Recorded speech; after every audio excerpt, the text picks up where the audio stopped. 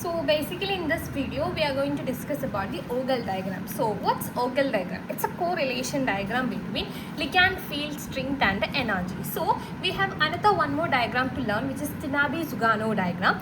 So in that there is a difference between Orgel diagram and Tanabe-Sugano diagram. So first we can go what that difference is.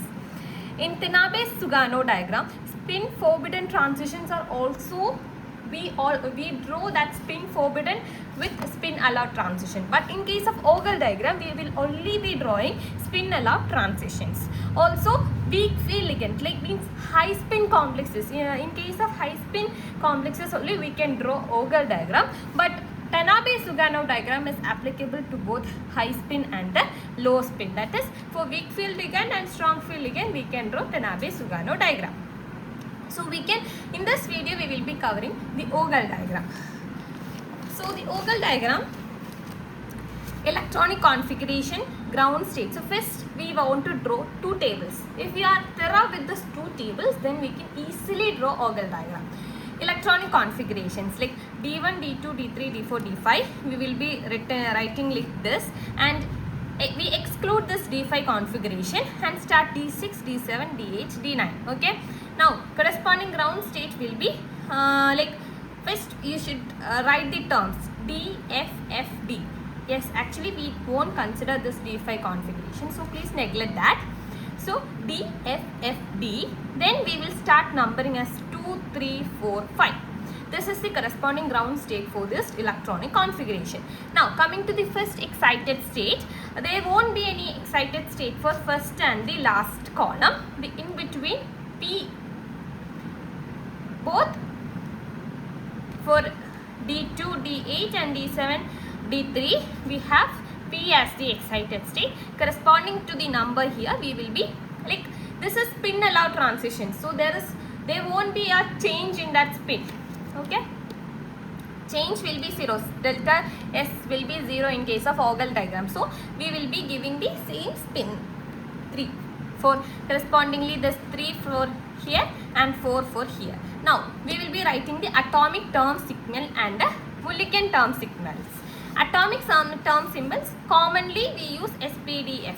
G and H are also there, GH, or this is more, but generally for these configurations we only need these, because here excited state is only F to P and ground state term is only F. So up to P and F only we need for this case or for Orgel diagram. But when we consider Tanabe-Sugano, we should be considering the others also. Correspondingly, you know the molecular term signals also, right? For atomic term symbol, for octahedral it is A1G, tetrahedral it is A1, then for P, T1G, T1, then for D, EG and T2G. This is what everybody knows. Then for TD, it will be E and T2. For octahedral F, atomic term signal, it will be A2G, T1G, T2G. For tetrahedral, we will be neglecting the G term.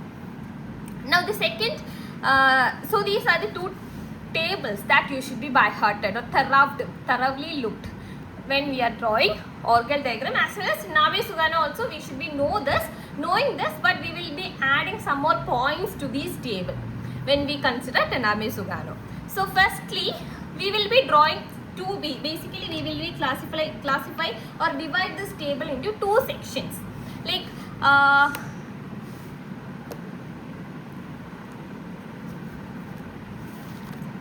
for D1, D9 and D4, D6 we will consider these two together in a graph, and we will be considering D2, D8 and D3, D7 together. Okay, so first we will be drawing D1, D9, D4, D6. So that is what this represents. Why we consider these two together? Because the ground state or ground term symbols for these two are same, right? The only difference is this is 2 and this is 4, but it is D, right? The splitting is D, or the ground state term is D. That's why we consider these two categories together. Also, in case of excited state, there is no excited state for these two terms. So firstly we will be drawing an x-axis, y-axis with an origin O. Then we will be plot a point D along the y-axis, and from that we will be splitting. We know the correspondingly D, we have our Mulliken term signals as EG and T2G.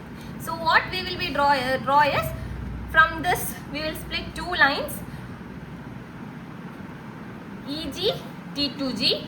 Here diagonally EG should be here, T2G. Okay, we will be splitting and drawing this.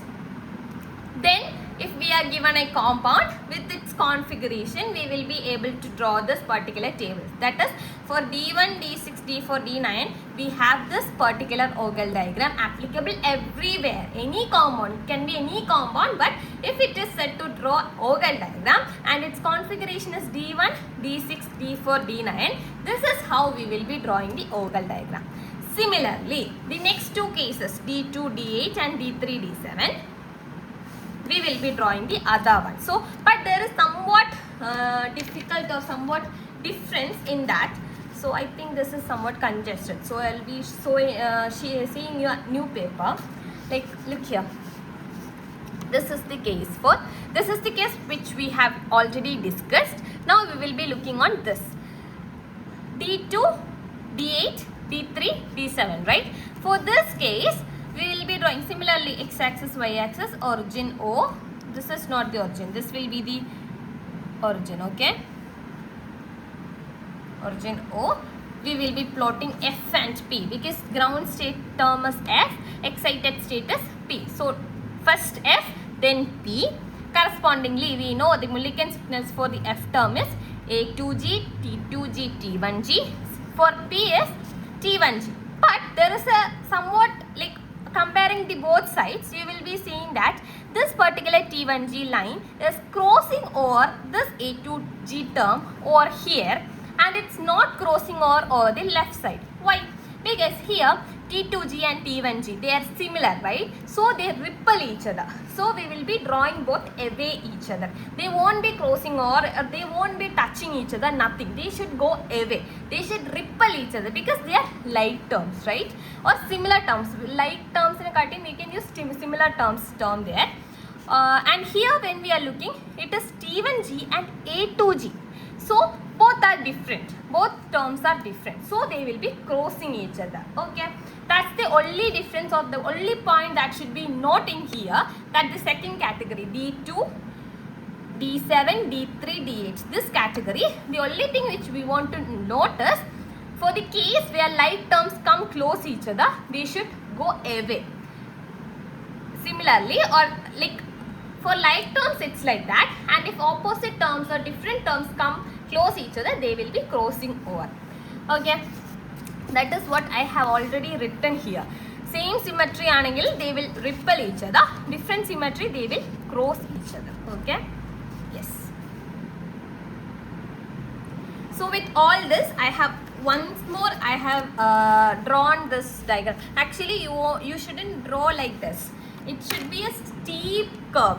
Like at the end point, it's not like this. It should be a very slow, steep curve, somewhat like this. Okay, and it should be like this. Actually, they should be straight, but some bending should be there. It's not like too bending or too sliding, nothing like that. Very minimal bending. Okay, this is what Orgel diagram is.